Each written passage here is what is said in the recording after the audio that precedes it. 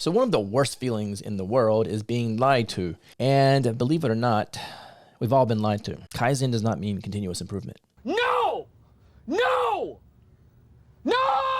You've been duped, I've been duped. However, in this video today, I'm going to explain to you what Kaizen actually means. And specifically, by the end of this video, you're going to learn 3 facts about Kaizen you probably didn't even know. Number 1, you're going to know what Kaizen actually means, because obviously we've been duped here, right? Number 2, you're going to understand the kanji that means Kaizen, what the actual Kaizen kanji is, because we got to figure that out. And finally, you're going to learn what the actual Japanese word is that means continuous improvement.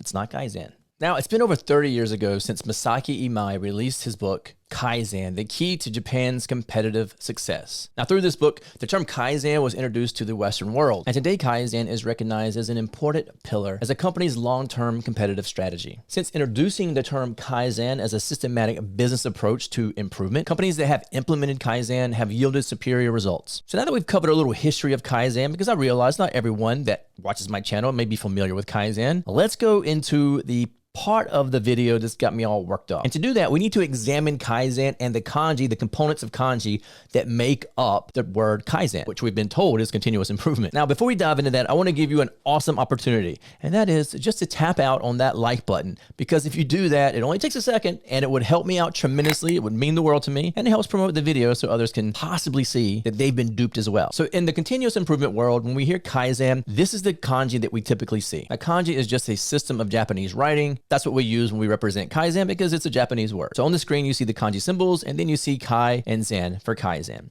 Typically, we hear that Kai means change and Zen means good. But if we examine kanji a little closer and break these 2 symbols down, we're going to find some components that are really important to what Kaizen actually means. So for the first symbol, Kai, we're going to read left to right. And then for Zen, that second symbol, that second kanji symbol, we're going to read top down, okay? So the first part, Kai, left to right. Let's break that down. We have this sort of backwards S here that means self. And then we have a part of the kanji that looks like slashes, and that means whip. So if we were to examine this kanji symbol together as one, it would mean self-whip or to change oneself. Now let's look at Zen. So if we read this kanji symbol from top down, like we mentioned before, the top part means hitsuji, which is sheep or lamb. And then the bottom part, that little square part there, means altar. So we can translate this to say the sacrificing of a lamb on an altar. So now these 2 together means that on one side, we have kanji that means to whip, like self-whip, or to change oneself. And then on the other side, we have a sheep that's on an altar, like sacrificial, right? A sacrifice. And in fact, when we break these kanji symbols down and then put those in a sentence, that's what it means. It means that each individual must continuously recognize and reflect on their mistakes to improve and make self-sacrifices for the betterment of the entire group. And that's what Kaizen really means. So that leaves us with the question then of what is continuous improvement? Because if Kaizen is about continuously recognizing our own mistakes and reflecting and improving ourselves, where does continuous improvement come into the picture? Well, in fact, the Japanese word that means continuous improvement is actually karyo. And this is something that I had learned a long time ago, but we always use Kaizen as continuous improvement. Now, does that mean if you go out and start saying karyo is continuous improvement and everyone's wrong if they say Kaizen? No, it's just I want you to be familiar with the 2 terms and how they differ and how important both of these words are together. Going back to Kaizen, Kaizen is all about internal reflection. And so you want to reflect on your mistakes and your failures, and only through those honest reflections can real change occur. Once you're honest about your mistakes and failures, you can start to improve. And this is a continuous cycle that never ends. You're always chasing perfection. Once you do this, you can be of service to others. Karyo, on the other hand, is the external improvement. So the input to karyo is Kaizen. The output is continuous improvement, or karyo. And the reason both of these are so important is because once you self-reflect and you really dig down deep and find out what your mistakes are and you're honest with yourself, you're always trying to improve, right?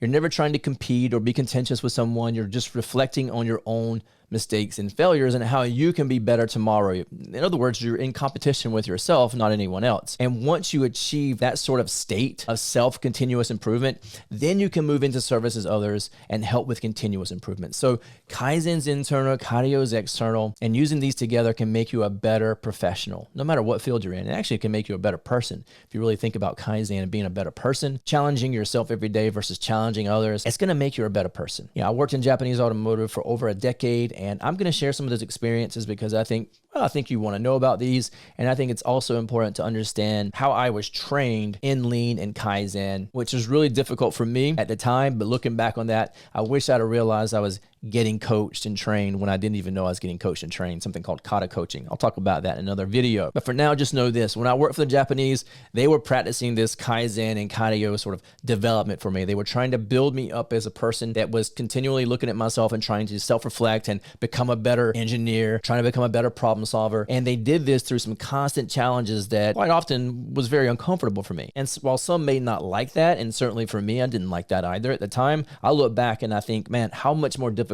must it have been for them knowing the answer and trying to coach this know-it-all engineer who really didn't know anything. So I'm very thankful for the training that I got, and I'm going to share some of those experiences with you. But now you know what Kaizen actually means. You understand the kanji that means Kaizen, and you know the actual Japanese word that means continuous improvement. Guys, if you like this video, make sure you click the like button again, subscribe to this channel for more videos.